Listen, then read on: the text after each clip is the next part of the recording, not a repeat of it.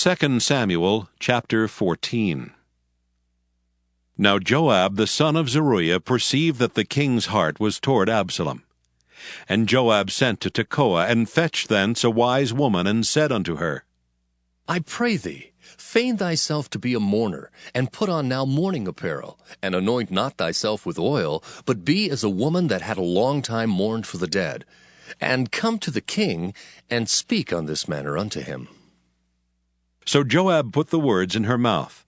And when the woman of Tekoa spake to the king, she fell on her face to the ground, and did obeisance, and said, Help, O king!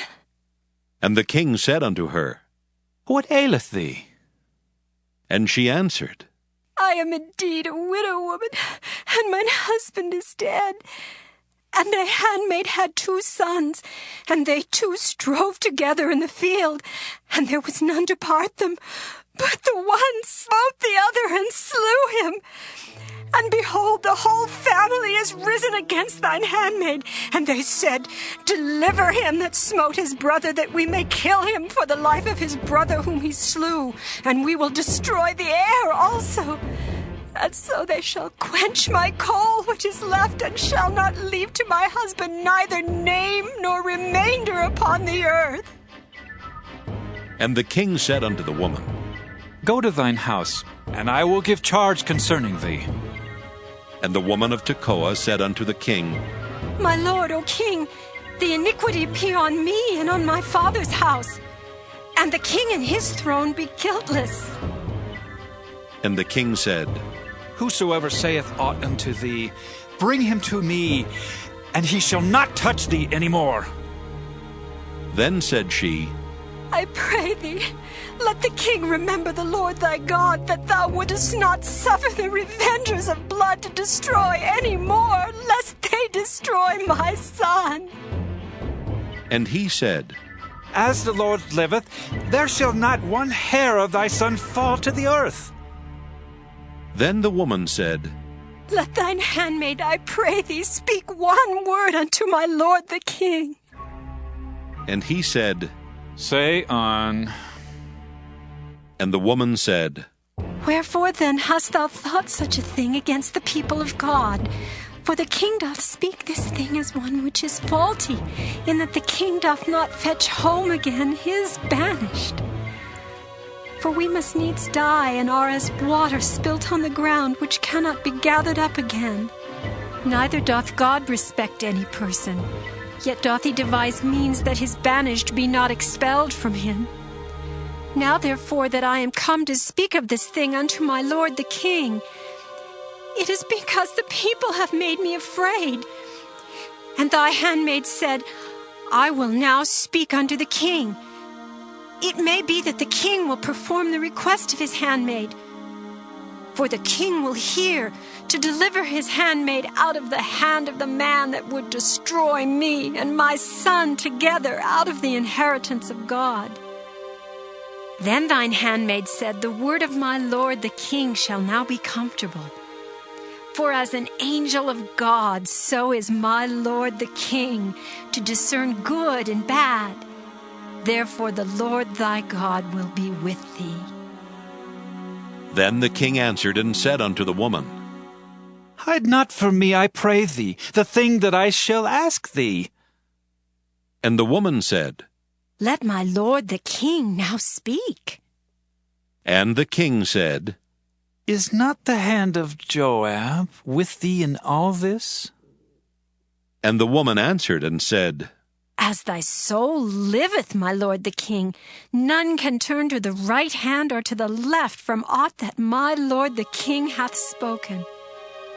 For thy servant Joab, he bade me, and he put all these words in the mouth of thine handmaid. To fetch about this form of speech hath thy servant Joab done this thing. And my lord is wise, according to the wisdom of an angel of God, to know all things that are in the earth. And the king said unto Joab, Behold now, I have done this thing. Go therefore, bring the young man Absalom again. And Joab fell to the ground on his face, and bowed himself, and thanked the king. And Joab said, Today thy servant knoweth that I have found grace in thy sight, my lord, O king, in that the king hath fulfilled the request of his servant. So Joab arose and went to Geshur and brought Absalom to Jerusalem. And the king said, Let him turn to his own house, and let him not see my face. So Absalom returned to his house and saw not the king's face. But in all Israel there was none to be so much praised as Absalom for his beauty. From the sole of his foot even to the crown of his head there was no blemish in him. And when he polled his head, for it was at every year's end that he polled it, because the hair was heavy on him, therefore he polled it, he weighed the hair of his head at 200 shekels after the king's weight. And unto Absalom there were born 3 sons, and 1 daughter, whose name was Tamar. She was a woman of fair countenance. So Absalom dwelt 2 full years in Jerusalem, and saw not the king's face. Therefore Absalom sent for Joab to have sent him to the king, but he would not come to him. And when he sent again the second time, he would not come. Therefore he said unto his servants, See, Joab's field is near mine, and he hath barley there. Go and set it on fire. And Absalom's servants set the field on fire. Then Joab arose and came to Absalom unto his house, and said unto him, Wherefore have thy servants set my field on fire? And Absalom answered Joab, Behold, I sent unto thee, saying, Come hither, that I may send thee to the king to say, Wherefore am I come from Geshur? It had been good for me to have been there still. Now therefore let me see the king's face, and if there be any iniquity in me, let him kill me. So Joab came to the king and told him. And when he had called for Absalom, he came to the king and bowed himself on his face to the ground before the king. And the king kissed Absalom. 2 Samuel chapter 15. And it came to pass after this that Absalom prepared him chariots and horses and 50 men to run before him. And Absalom rose up early and stood beside the way of the gate. And it was so that when any man that had a controversy came to the king for judgment, then Absalom called unto him and said, Of what city art thou? And he said, Thy servant is of one of the tribes of Israel. And Absalom said unto him, See, thy matters are good and right. But there is no man deputed of the king to hear thee. Absalom said moreover, Oh, that I were made judge in the land, that every man which hath any suit or cause might come unto me, and I would do him justice. And it was so that when any man came nigh to him to do him obeisance, he put forth his hand and took him and kissed him. And on this manner did Absalom to all Israel that came to the king for judgment. So Absalom stole the hearts of the men of Israel. And it came to pass after 40 years that Absalom said unto the king, I pray thee, let me go and pay my vow, which I have vowed unto the Lord in Hebron. For thy servant vowed a vow while I abode in Geshur in Syria, saying, If the Lord shall bring me again indeed to Jerusalem, then I will serve the Lord. And the king said unto him, Go in peace. So he arose and went to Hebron. But Absalom sent spies throughout all the tribes of Israel, saying, As soon as ye hear the sound of the trumpet, then ye shall say, Absalom reigneth in Hebron. And with Absalom went 200 men out of Jerusalem that were called. And they went in their simplicity, and they knew not anything. And Absalom sent for Ahithophel the Gilonite, David's counselor, from his city, even from Gilo, while he offered sacrifices. And the conspiracy was strong, for the people increased continually with Absalom.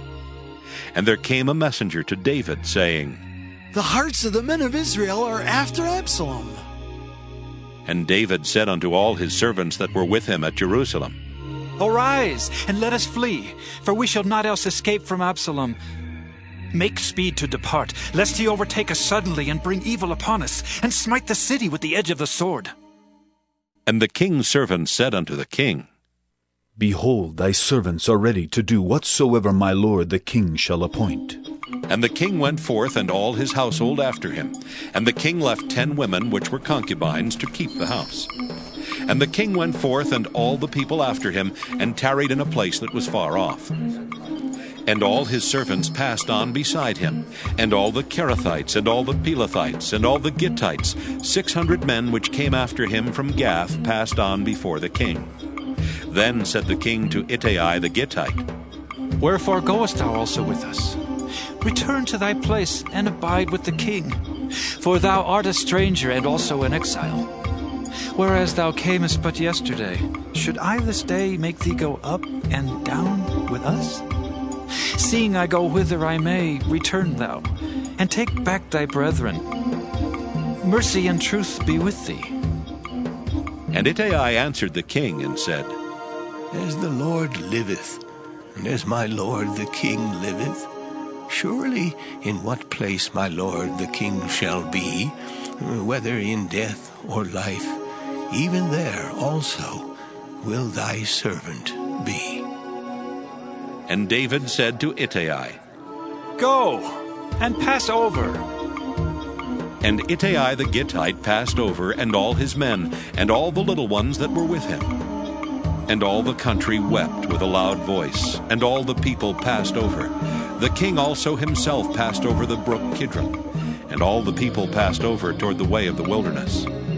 And lo, Zadok also and all the Levites were with him, bearing the ark of the covenant of God. And they set down the ark of God. And Abiathar went up until all the people had done passing out of the city. And the king said unto Zadok, Carry back the ark of God into the city. If I shall find favor in the eyes of the Lord, he will bring me again and show me both it and his habitation. But if he thus say, I have no delight in thee, behold, here am I. Let him do to me as seemeth good unto him. The king said also unto Zadok the priest, Art not thou a seer? Return into the city in peace, and your 2 sons with you, Ahimaaz thy son, and Jonathan the son of Abiathar. See, I will tarry in the plain of the wilderness, until there come word from you to certify me. Zadok therefore and Abiathar carried the ark of God again to Jerusalem, and they tarried there. And David went up by the ascent of Mount Olivet, and wept as he went up, and had his head covered, and he went barefoot. And all the people that was with him covered every man his head, and they went up weeping as they went up. And one told David, saying, Ahithophel is among the conspirators with Absalom. And David said, O Lord, I pray thee, turn the counsel of Ahithophel into foolishness. And it came to pass that when David was come to the top of the mount where he worshipped God, behold, Hushai the Archite came to meet him with his coat rent and earth upon his head. Unto whom David said, If thou passest on with me, then thou shalt be a burden unto me. But if thou return to the city and say unto Absalom, I will be thy servant, O king, as I have been thy father's servant hitherto, so will I now also be thy servant. Then mayest thou for me defeat the counsel of Ahithophel. And hast thou not there with thee Zadok and Abiathar the priests? Therefore it shall be, that what thing soever thou shalt hear out of the king's house, thou shalt tell it to Zadok and Abiathar the priests. Behold, they have there with them their 2 sons, Ahimaaz, Zadok's son, and Jonathan, Abiathar's son. And by them ye shall send unto me everything that ye can hear. So Hushai, David's friend, came into the city, and Absalom came into Jerusalem. 2 Samuel chapter 16. And when David was a little past the top of the hill, behold, Ziba, the servant of Mephibosheth, met him, with a couple of asses saddled, and upon them 200 loaves of bread, and 100 bunches of raisins, and 100 of summer fruits, and a bottle of wine. And the king said unto Ziba, What meanest thou by these? And Ziba said, The asses be for the king's household to ride on, and the bread and summer fruit for the young men to eat, and the wine, that such as be faint in the wilderness may drink. And the king said, And where is thy master's son? And Ziba said unto the king, Behold, he abideth at Jerusalem, for he said, Today shall the house of Israel restore me the kingdom of my father. Then said the king to Ziba, Behold, thine are all that pertaineth unto Mephibosheth. And Ziba said, I humbly beseech thee, that I may find grace in thy sight, my lord, O king. And when King David came to Bahurim, behold, thence came out a man of the family of the house of Saul, whose name was Shimei, the son of Gera. He came forth and cursed still as he came. And he cast stones at David and at all the servants of King David. And all the people and all the mighty men were on his right hand and on his left.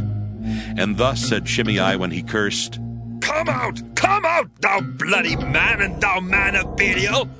The Lord hath returned upon thee all the blood of the house of Saul, in whose stead thou hast reigned. And the Lord hath delivered the kingdom into the hand of Absalom thy son. And behold, thou art taken in thy mischief, because thou art a bloody man. Then said Abishai the son of Zeruiah unto the king, Why should this dead dog curse my lord the king? Let me go over, I pray thee, and take off his head. And the king said, What have I to do with you, ye sons of Zeruiah? So let him curse, because the Lord hath said unto him, Curse David. Who shall then say, Wherefore hast thou done so? And David said to Abishai and to all his servants, Behold, my son, which came forth of my bowels, seeketh my life. How much more now may this Benjamite do it? Let him alone, and let him curse, for the Lord hath bidden him. It may be that the Lord will look on mine affliction, and that the Lord will requite me good for his cursing this day. And as David and his men went by the way, Shimei went along on the hill's side over against him, and cursed as he went, and threw stones at him, and cast dust. And the king and all the people that were with him came weary, and refreshed themselves there. And Absalom and all the people of the men of Israel came to Jerusalem, and Ahithophel with him. And it came to pass, when Hushai the Archite, David's friend, was come unto Absalom, that Hushai said unto Absalom, God save the king! God save the king! And Absalom said to Hushai, Is this thy kindness to thy friend? Why wentest thou not with thy friend? And Hushai said unto Absalom, Nay, but whom the Lord and this people and all the men of Israel choose, his will I be, and with him will I abide. And again, whom should I serve? Should I not serve in the presence of his son, as I have served in thy father's presence? So will I be in thy presence. Then said Absalom to Ahithophel, Give counsel among you what we shall do. And Ahithophel said unto Absalom, Go in unto thy father's concubines, which he hath left to keep the house, and all Israel shall hear that thou art abhorred of thy father. Then shall the hands of all that are with thee be strong. So they spread Absalom a tent upon the top of the house, and Absalom went in unto his father's concubines in the sight of all Israel. And the counsel of Ahithophel, which he counseled in those days, was as if a man had inquired at the oracle of God. So was all the counsel of Ahithophel, both with David and with Absalom.